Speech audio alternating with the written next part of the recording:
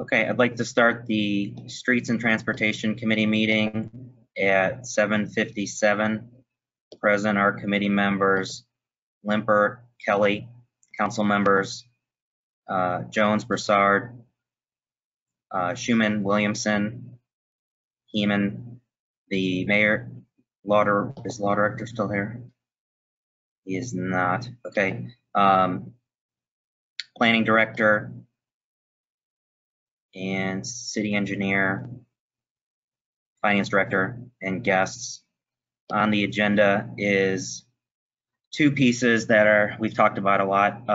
One more recently than the other. Ordinance 2021-53, which is a Clegg Park Crosswalk Ordinance, which is an ordinance authorizing the Director of Planning and Community Development to request proposals from qualified engineering firms for engineering services for the installation of a pedestrian hybrid beacon for the Clegg Park Crosswalk Signalization Project, and further authorizing the mayor, subject to approval of the Board of Control, to enter into an agreement with the engineer selected in the RFP process and declaring an emergency.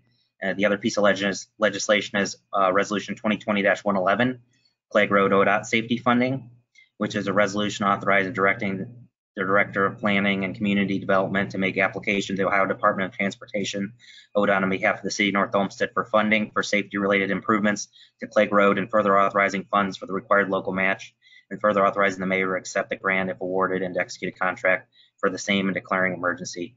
So I wanted to start this meeting. I think we covered both of these. I had a meeting 2 weeks ago, and Mr. Kelly was kind enough to read out my report. And in that, there was a response from some of the questions that we asked in that meeting on August 24th from the planning director. So Ms. Lieber, I just wanted you to kind of recap that and discuss what that means as it relates to the approach for just the crosswalk beacon, and then as it would relate to the ODOT safety grant based on what you've learned from the funding program as it stands today. Thank you, Mr. Chair. I promise I won't read that whole synopsis that Mr. Kelly read at the last meeting. I need a cup of coffee after that. But the safety program has changed. And so the abbreviated process continues to be offered. It'll be offered 4 times a year. The next deadline is September 30th. Changes have been made that reduces the overall cost of the project that you can apply from $500,000 to $250,000. So projects of up to $250,000 that would also include, pedestrian or bike only improvements would qualify. So if council were interested, the City of North Olmsted could make application through ODOT safety program for just the pedestrian hybrid beacon alone. The other changes that they made really go towards a renewed focus on significant crashes that cause injury and fatalities. And so new thresholds for roadway improvements have been set that at least 3 crashes have to have occurred, and that your roadway location and also 30% need to be serious injury or fatality. So based upon this study that we had completed, Clegg in the last year, we collected data 2019, and over a 5-year time horizon is trends pretty along the 20% line. So we don't hit that threshold. So as far as the turn lane at Maple Ridge, that will no longer qualify for ODOT safety funding through, either through their short process or their formal process.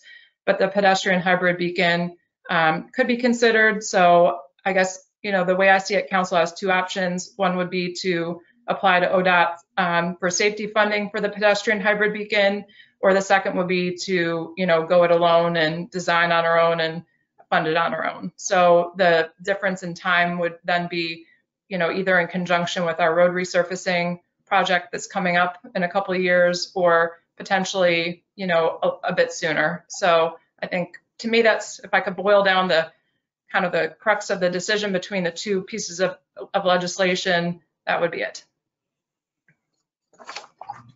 Thank you, Ms. Lieber. I think you captured that much more concise, and apologize if I left everybody while I was not at the meeting to listen to a lengthy report.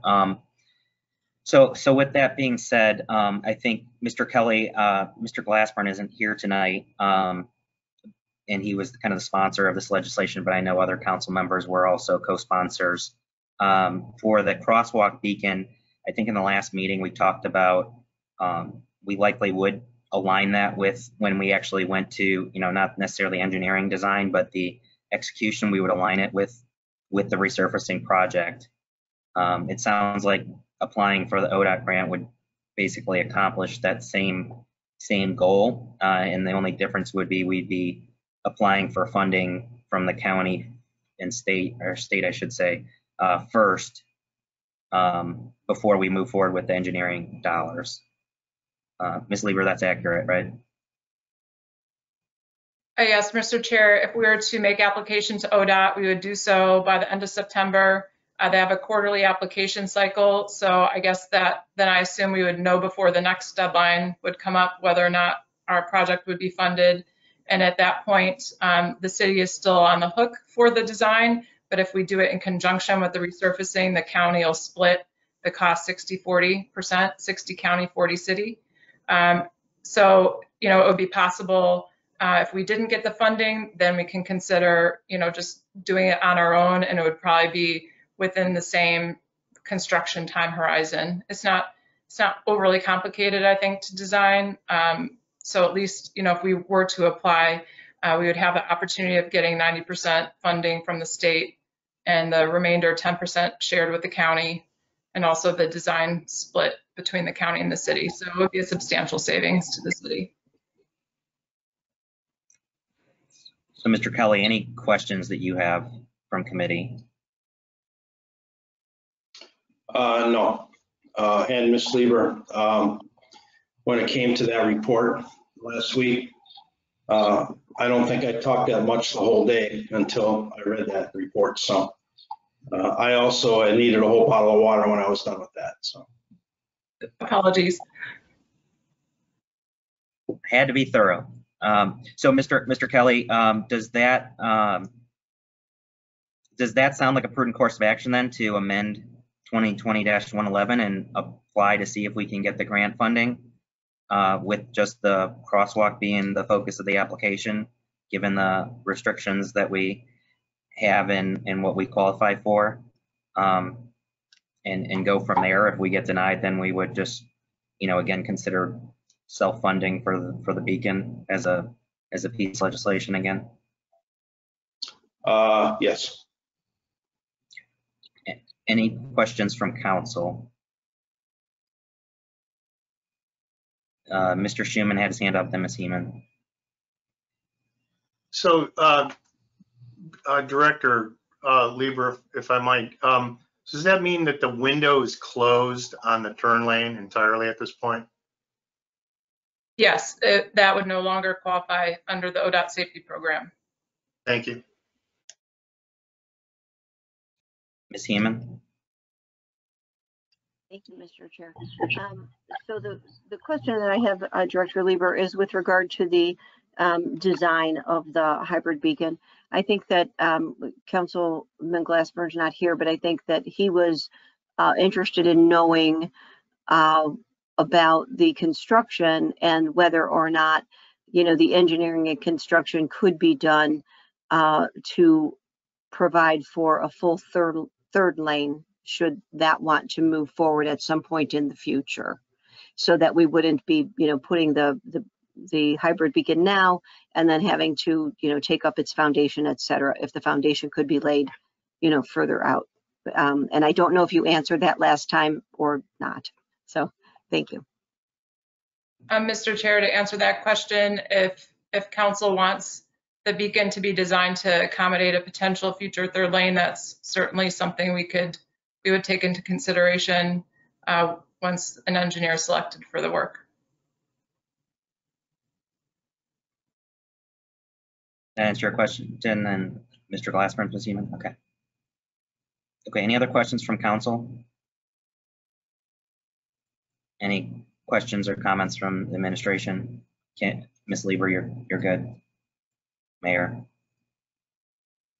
Okay. Then at this time, was there a comment or? I don't have a comment now. Okay. All right, well then at this time, I'd like to take a recommendation to amend 2020-111 to apply for ODOT safety grant funding with the focus and scope limited to the hybrid beacon. Ms. Lieber, just to clarify, that's all I would need to amend, correct? Correct. And ask for a second. Second, and aye. Ms. Williamson, sorry, just before I vote, did you have a question or were you just adjusting? I was swatting a dog off of me. Thank you. Awesome. Okay. All those in favor? Aye. Aye. Motion passes 2-0. And then Ms. Lieber, for ordinance 2021-53, what would be your thought? Should we move that forward to vote, or this sounds like this should just be held in committee based on the outcome of the application? That makes sense to me, that approach, Mr. Chair, of holding it until the outcome is known. And then if we fail in our application, then council can take that piece and move it forward.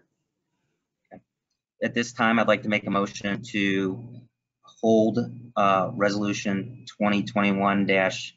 I have a question, Mr. Lippert. Go ahead, Ms. Hema. Yeah, just real quickly, Director, thank you so much. Director Lieber, when do you expect we might know the answer to that?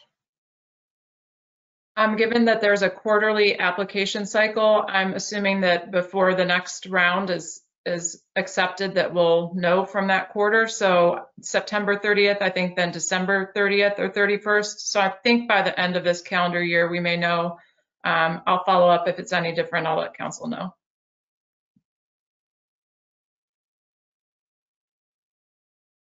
And Ms. Lieber, I probably needed to add a suspension clause to 2021.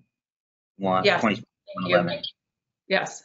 So let me, before we, let me just hold, so make a motion to hold 2021-53 in committee and ask for a second. Second. All those in favor? Aye. Aye. And then just going back to 2021-111, I'm going to make that motion again with suspension and ask for a second. Second. All those in favor? Aye. Motion 2020-111 passes with suspension. And at this time, I will appreciate Mr. Kelly for reading a long report, and for all of council for working through this two pieces of legislation, and close the meeting at 8:10 p.m. Thank you.